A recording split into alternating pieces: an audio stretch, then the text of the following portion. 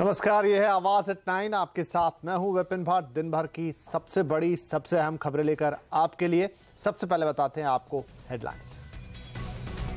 Israel और भारत के बीच हुए 7 बड़े समझौते। साफ पानी से लेकर अंतरिक्ष तक मिलकर करेंगे काम। दोनों प्रधानमंत्रियों ने की साझा प्रेस कॉन्फ्रेंस।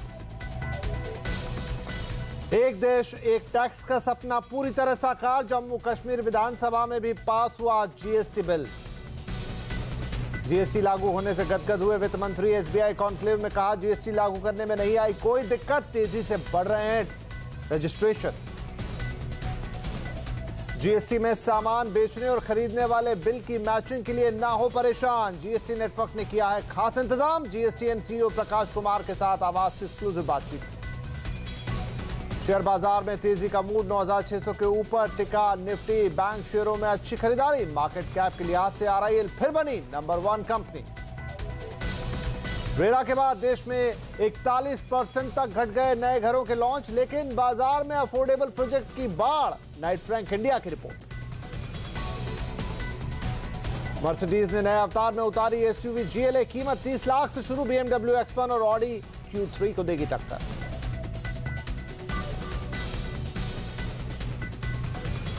प्रधानमंत्री मोदी के इजरायल दौरे के दूसरे दिन दोनों देशों के बीच कई अहम समझौते हुए हैं। कृषि, साइंस एंड टेक्नोलॉजी, स्पेस और वाटर मैनेजमेंट जैसे क्षेत्रों में कुल 7 समझौतों पर हस्ताक्षर किए गए हैं। समझौते के बाद साझा बयान में पीएम मोदी ने अपने संबोधन में इजरायली प्रधानमंत्री बेंजामिन नेतन्याहू को परिवार समेत भारत आने का न्योता दिया है, जिससे नेतन्याहू ने मंजूर कर लिया है। पीएम मोदी ने दोनों देशों के बीच दोस्ती का जिक्र भी किया है।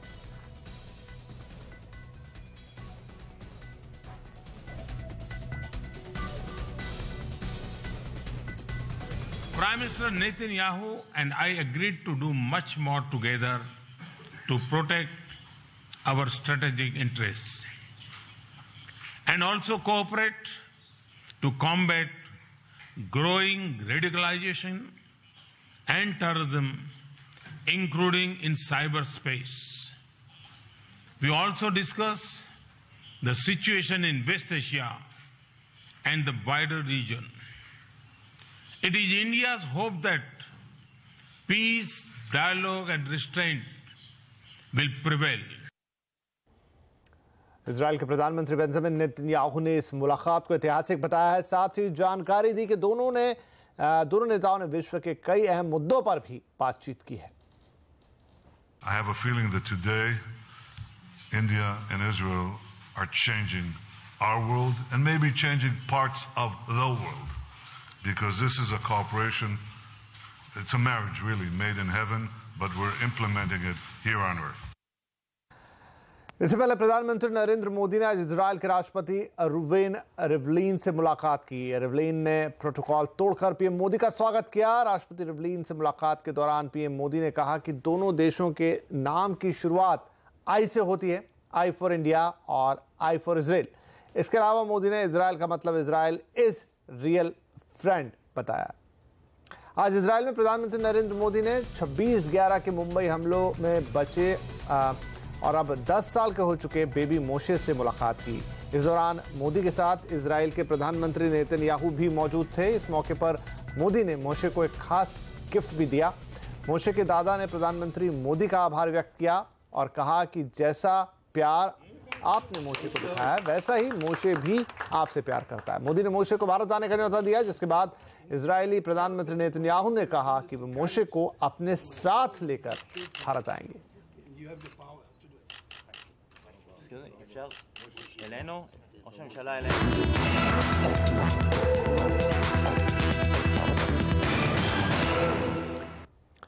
जम्मू कश्मीर की विधानसभा में आज जीएसटी बिल पास हो गया, यानी अब जम्मू कश्मीर में भी जीएसटी लागू होगा। देश में अभी ये एकमात्र राज्य है जहां जीएसटी लागू नहीं हुआ है।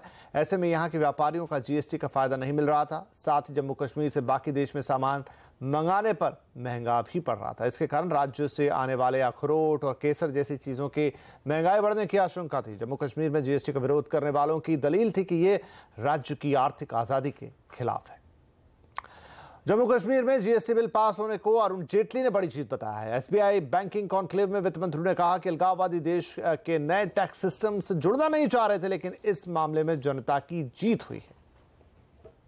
And just before joining your program, I got the good news that both the Legislative Assembly and the Legislative Council there have passed a resolution adopting the Goods and Services Tax Central Constitutional Amendment, which actually means that in a debate in a state like Jammu and Kashmir, where there was a political thinking actively supported by even the separatist elements, that you should not integrate in terms of taxation with the rest of the country, the consumers eventually have prevailed. इसके अलावा SBI conclave में वित्त मंत्री अरुण जेटली ने GST लागू होने पर बेहद खुशी जताई है। उन्होंने कहा कि जीएसटी में अभी तक किसी दिक्कत का सामना नहीं करना पड़ा है। When finally from the 1st of July the goods and services tax was implemented, it was anticipated that there would be a huge amount of disruption which would be caused. But one didn't see any significant amount of disruption being caused. In the entire ambit of taxes which have been subsumed in the GST, the three principal taxes, that's the excise duty, the VAT and the service tax, the total number of registrants as of the 30th of June is about 80 lakh. GST में सामान बेचने और खरीदने वाले invoice matching के लिए परेशान होने के लिए अब उन्हें जरूरत नहीं। ये कहना है जीएसटी के सीईओ प्रकाश कुमार का। हमारे ब्यूरो चीफ लक्ष्मण रॉय ने इनसे खास बातचीत की है। जो अभी दिक्कत आ रही है इन राज्यों में इनवॉइस मैचिंग में, वैट के मामलों में, ये दिक्कत यहाँ पर नहीं आएगी। कैसे सुनिश्चित करेंगे इसको? हाँ, इसको करने के लिए बहुत ही बढ़िया तरीका इसमें किया गया कि आप अपनी सेल से अपने डेटा दे दी, कंप्यूटर, मैं मान लीजिए सेलर हूँ, आप बायर हैं, तो आपके अपने आ गया और आपने एक्सेप्ट करना है। सेल किसके बीच होती है? एक सेलर और एक बायर के बीच में। इनवॉइस एक ही अपलोड होगा, दूसरा उसको एक्सेप्ट करेगा। तो ये मतलब दूसरे को एक्सेप्ट कर बनाने इनवॉइस देने की जरूरत नहीं है। तो सिस्टम ही मैंने आपको सामान बेचा, हमने इनवॉइस दे दिया, आपका इनवॉइस अपने आप जनरेट होगा। मेरा परचेज इनवॉइस जनरेट हो गया, मैंने उस परचेज डेटा जनरेट हो गई, मैंने उसको एक्सेप्ट करना है, वो अपने आप इनवॉइस में तब्दील हो जाएगा। इनवॉइस में, इनवॉइस डेटा परचेज डेटा में आ जाएगा। तो ये एक बहुत बड़ी बात हो गई। रिलायंस जियो ने जीएसटी की बारीकियों को समझने के लिए जियो जीएसटी सॉफ्टवेयर लॉन्च किया है। इसकी मदद से सालाना 75 लाख से कम टर्नओवर वाले किराना या छोटे दुकानदार जीएसटी से आसानी से जुड़ सकते हैं। जियो जीएसटी से रिकॉर्ड को सही ढंग से मैनेज करने, रिटर्न फाइल करने और जीएसटी के नियमों को समझने में मदद मिलेगी। इसके लिए व्यापारियों को करीब 2000 रुपए की एक किट लेनी होगी। इस किट के साथ 1 साल के लिए जियो जीएसटी सॉफ्टवेयर सॉल्यूशन, 1 साल के लिए अनलिमिटेड वॉइस कॉलिंग और 24 GB का डेटा दिया जाएगा।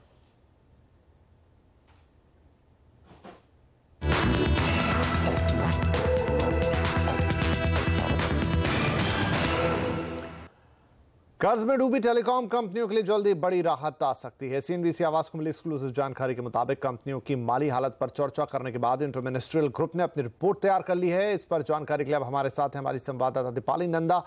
दीपाली, टेलीकॉम कंपनियों को कर्ज से राहत मिले, इसके लिए क्या सिफारिशें आईएमजी ने की है मंत्रालय से? सूत्रों से मिली एक्सक्लूसिव जानकारी के मुताबिक इंटर मिनिस्ट्रियल ग्रुप ने अपनी रिपोर्ट तैयार कर ली है। इस रिपोर्ट में उसने 2 बड़ी सिफारिशें की है। पहली ये कि लाइसेंस फी में कटौती कर दी जाए और दूसरी मोरेटोरियम पीरियड को बढ़ाया जाए। लाइसेंस फी की अगर हम बात करें तो इंटर मिनिस्ट्रियल ग्रुप की बैठकों के दौरान हर टेलीकॉम कंपनियों ने ये दलील दी थी कि जब जीएसटी देश में लागू हुआ है तो ऐसे में अतिरिक्त लाइसेंस फी का बोझ कंपनियों पर डालना सही नहीं है, इसलिए इसमें कटौती की जाए।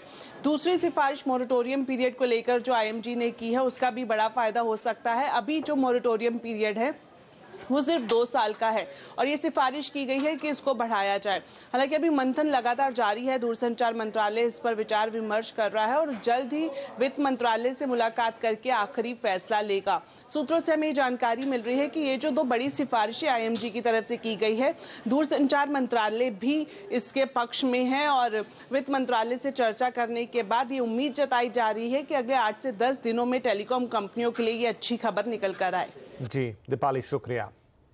एमएससीआई यानी metropolitan stocks exchange of India ने ट्रेडिंग का समय बढ़ाने का फैसला टाल दिया है। आपको बता दें कि इस पर आवाज ने मुहिम चलाई थी और ब्रोकरों का पोल किया था, जिसके बाद एमएससीआई ने अपना फैसला बदला है। आवास की मुहिम और इस खबर पर और जानकारी देने के लिए अब हमारे साथ है CNBC आवास के मार्केट एडिटर अनिल सिंह भी।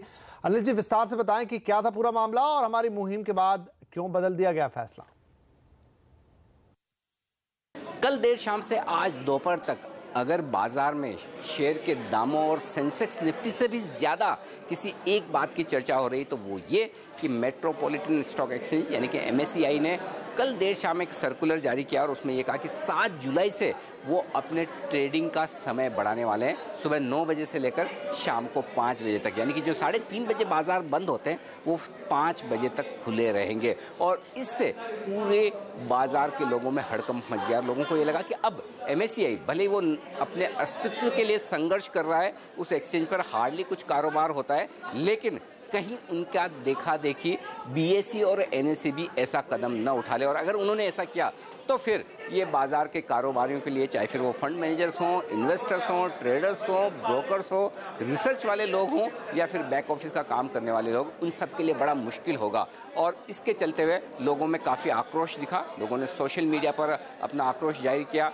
हमने सुबह से आवाज़ पर यह मुहिम चलाई कि ऐसा करना गलत है, इससे कहीं कोई किसी इन्वेस्टिंग कम्युनिटी को फ़ायदा होने की संभावना नहीं के बराबर है। और हमारे चैनल पर बाजार के दिग्गजों ने इस बात का समर्थन भी किया। फाइनली दोपहर में ये खबर आई कि MSCI ने अपना ये सर्कुलर फिलहाल टाल दिया है, वापस ले लिया है। अब देखना ही होगा कि MSCI ने टाल तो दिया है, लेकिन क्या ये मामला यही खत्म हो गया है या फिर MSCI BSE और NSE के साथ मिलकर ट्रेडिंग टाइम बढ़ाने पर फिर से विचार करेगा। क्योंकि जो संकेत आते हुए दिखे वो ये कह रहे हैं कि BSE और NSE ट्रेडिंग टाइम बढ़ाने के पक्ष में है ताकि उनका कारोबार बढ़े, लेकिन बाजार की कम्युनिटी, इन्वेस्टर्स, ट्रेडर्स ये नहीं चाहते कि ट्रेडिंग टाइम और ज़्यादा बढ़े। तो फिलहाल के लिए मामला जरूर ठंडा हुआ है, लेकिन ख़त्म हो गया ऐसा दिखता नहीं। और फाइनली लगता है कि सेबी को इस मामले में कुछ न कुछ डिसीजन, निर्णय या फिर एक्शन लेना होगा कि अल्टीमेटली जब पूरी ट्रेडिंग कम्युनिटी नहीं चाहती, पूरी इन्वेस्टिंग कम्युनिटी नहीं चाहती, तो क्या वाकई में ट्रेडिंग का समय बढ़ाना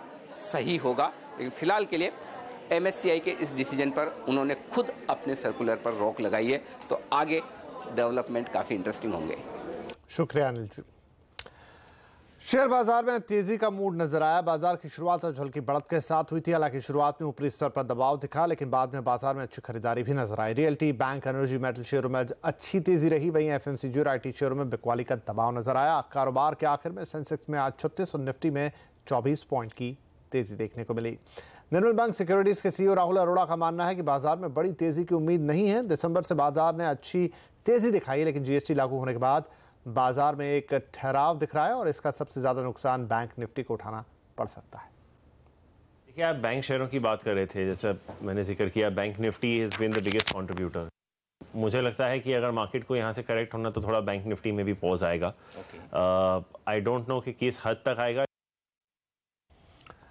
रिलायंस इंडस्ट्रीज मार्केट कैप के लिहाज से देश की सबसे बड़ी कंपनी बन गई है। RIL के शेयर में अच्छी खरीदारी की बदौलत कंपनी का मार्केट कैपिटलाइजेशन 4,67,937 करोड़ रुपए का हो गया है। RIL ने मार्केट कैप के मोर्चे पर TCS को पछाड़ दिया है। TCS का मार्केट कैप 4,64,233 करोड़ रुपए का हो गया है। किसी कंपनी के कुल फ्लोटिंग शेयर और उनकी कीमत के आधार पर उसका मार्केट कैपिटलाइजेशन तय किया जाता है।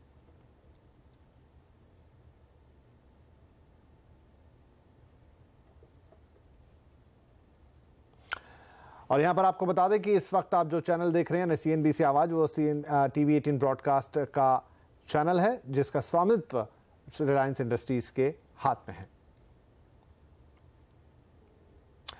और इस साल रियल एस्टेट सेक्टर में कम हो गए लॉन्च। आखिर क्यों हुआ है ऐसा, देखिए इस ब्रेक के बाद।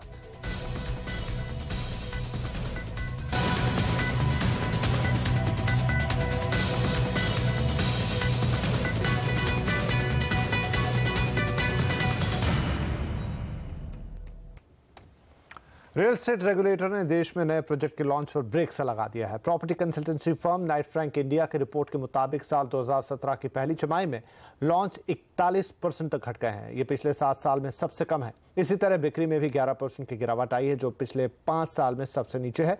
रेरा के रजिस्ट्रेशन में देरी के चलते सबसे लॉन्च पर खासा असर पड़ा है। सबसे ज्यादा असर दिखा है NCR और हैदराबाद में, जहां पर नए लॉन्च 70 से 80% तक कम हुए हैं। हालांकि 2017 की पहली छमाही अफोर्डेबल प्रोजेक्ट्स के लॉन्च में अच्छी बढ़त दिखाकर गई है। 50 लाख से कम के मकानों के लॉन्च में 71% की बढ़ोतरी देखी गई है। इनमें से 80% लॉन्च एनसीआर, कोलकाता, पुणे और अहमदाबाद में हुए हैं। बिना बिके मकानों के मामले में एनसीआर की हालत सबसे ज्यादा बुरी है, जहां करीब 6 लाख मकान खरीदारों का रास्ता देख रहे हैं। सुब्रत राय सहारा अगर 15 जुलाई तक 552 करोड़ रुपए नहीं देंगे तो जेल जाएंगे। सहारा इसके लिए 1 महीने का वक्त चाहता था, लेकिन कोर्ट ने इतना वक्त देने से इनकार कर दिया है। कोर्ट ने कहा है कि अगर तय वक्त तक सहारा पैसे नहीं देते हैं तो सुब्रत राय को दोबारा जेल जाना होगा। मामले में अगली सुनवाई 20 जुलाई को होगी। कोर्ट ने पैसा वसूलने के लिए एमबी वैली की नीलामी की शर्तों को भी आज मंजूरी दे दी है। हालांकि अभी नीलामी नहीं होगी। 15 जुलाई तक पैसे नहीं मिले तो नीलामी को हरी झंडी दे दी जाएगी। दरअसल सहारा पर निवेशकों से हजारों करोड़ रुपए लेकर न लौटाने का आरोप है और कोर्ट का आदेश है कि सहारा का ये सारा पैसा सहारा सेबी के एक खाते में जमा कराए। महाराष्ट्र के किसानों की कर्ज माफी की भरपाई के लिए राज्य सरकार बाजार से भी पैसे उठा सकती है। हाल ही में सरकार ने किसानों का 34,022 करोड़ का कर्ज माफ किया है। महाराष्ट्र सरकार इसके लिए बॉन्ड भी ला सकती है। महाराष्ट्र के वित्त मंत्री सुधीर मुनगंटीवार से बात की हमारी संवाददाता निधि राय ने। 34,022 करोड़ का कर्ज मुक्त करने का सरकार ने मोटा मोटी निर्णय किया, जिसका फायदा 4 मिलियन किसानों को होगा, जिनका 7/12 क्लीन हो जाएगा, जिन पे कोई कर्ज का बोझा नहीं होगा। और जब मैं सभी किसानों की संख्या देखता हूं तो करीब 8.9 मिलियन 89 लाख किसानों को इसका फायदा होगा। और महाराष्ट्र में 34,022 करोड़ की कर्ज मुक्ति, ये देश की सबसे बड़ी कर्ज मुक्ति किसानों को मदद करने के लिए महाराष्ट्र सरकार ने की है। तो पैसे कैसे रेस करने का प्लान है? देखो, हमने कई मार्ग उसमें से निकाल के रखे हैं। जैसे मैं भारत सरकार के अर्थ मंत्री जी को भी मिल के आया। हमने ओपन मार्केट बारोइंग की जो हमारी मर्यादा है वो बढ़ाने के लिए भी हमने रिक्वेस्ट की है। उसके साथ ही बैंकों को हम बात कर रहे हैं कि हमें अगर इसमें इंस्टॉलमेंट मिल जाते हैं 4, 5, 6, उससे फ़ायदा होगा। समय आया तो हम बॉन्ड्स के बारे में सोच रहे। हम नॉन बैंकिंग फाइनेंस कॉरपोरेशन करते हुए कई विभागों में सरकार के बजट का पैसा डिपॉजिट के रूप में पड़ा है, वो वापस लेने के बारे में भी सोच रहे हैं।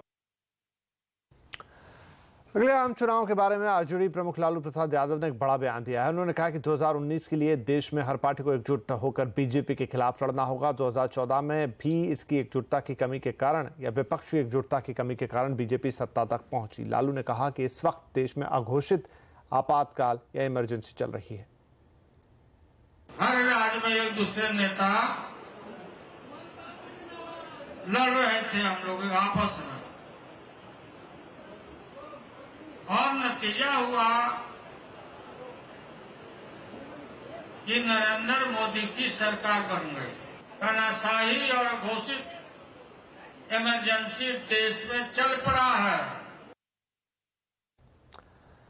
भारत और चीन के बीच सीमा पर तनाव के बीच चीन ने भारत पर पंचशील समझौते को तोड़ने का आरोप लगाया है। चीन के विदेश मंत्री की ओर से कहा गया है कि भारत ने पंचशील समझौते की नींव रखी थी और अब भारत ने ही इसे तोड़ दिया है। चीन ने कहा है कि भारत शांति चाहता है तो सिक्किम सीमा से सेना हटाए। 1954 में चीन और भारत के बीच ये समझौता हुआ था, जिसमें एक दूसरे की संप्रभुता पर सहमति बनी थी। समझौते का एक बिंदु यह था कि दोनों देश एक दूसरे पर हमला नहीं करेंगे। यह अलग बात है कि 1962 में हमला कर चीन ने इस समझौते को खुद ही तार तार कर दिया था। इस बीच आज चीन के सरकारी अखबार ने ग्लोबल टाइम्स ने लिखा है कि भारत को एक बार फिर सबक सिखाने का वक्त आ गया है। सुप्रीम कोर्ट ने केंद्र से पूछा है कि क्या चुनाव आयोग में नियुक्तियां सीक्रेट बैलेट के जरिए की जा सकती है। कोर्ट ने कहा कि चुनाव आयोग में नियुक्ति के लिए अगर कोई तय प्रक्रिया नहीं है तो कोर्ट इसमें दखल देगा। दरअसल कोर्ट में एक याचिका दी गई थी जिसमें गुजारिश की गई थी कि चुनाव आयुक्तों की नियुक्ति के लिए नेता विपक्ष और मुख्य न्यायाधीश की सदस्यता वाला एक संवैधानिक पैनल बनाया जाए। और मर्सिडीज ने लॉन्च किया GLA का नया अवतार। कीमत और खूबियां इस ब्रेक के बाद।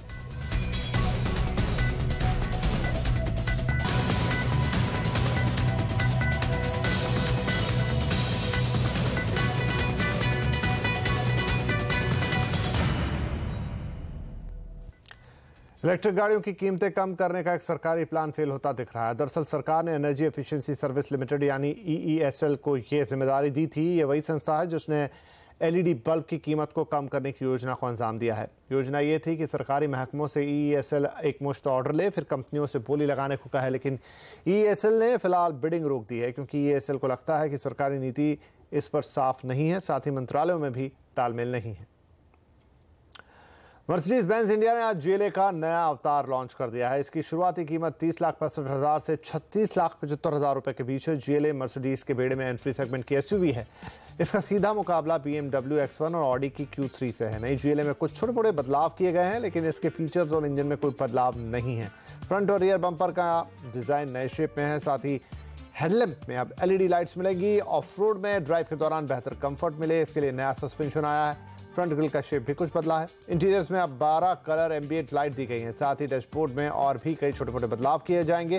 पहले की तरह पेट्रोल वेरिएंट में 183 bhp का पावर देने वाला 2 लीटर का इंजन है। डीजल वेरिएंट में 2.1 लीटर का इंजन है जो 136 bhp पावर देता है और दोनों ही engine variant 7 speed automatic gear पर काम करते हैं। रेनो ने कारों की कीमत 7% तक कम कर दी है। GST का फायदा ग्राहकों तक पहुंचाने के लिए कंपनी ने यह ऐलान किया है। कीमतों में कटौती 5,200 से लेकर 1,04,000 रुपए तक की गई है। क्विड क्लाइंबर की कीमतों में 30,000 रुपए तक की कमी की गई है। डस्टर की कीमत 1 लाख तक, तो लॉजी स्टेपवे की कीमत 86,000 तक कम की गई है। रेनो ने कहा कि GST मौजूदा सरकार की सबसे बड़ी उपलब्धि है। अभी भले ही थोड़ी दिक्कतें आ रही हैं, लेकिन भविष्य में ये अर्थव्यवस्था और कारोबार के लिए अच्छा साबित होगा। और आवाज एट 9 में आज के लिए इतना ही, लेकिन खबरों पर लगातार अपडेट के लिए CNBC आवाज से जुड़े रहिए ट्विटर, फेसबुक और YouTube के जरिए। नमस्कार।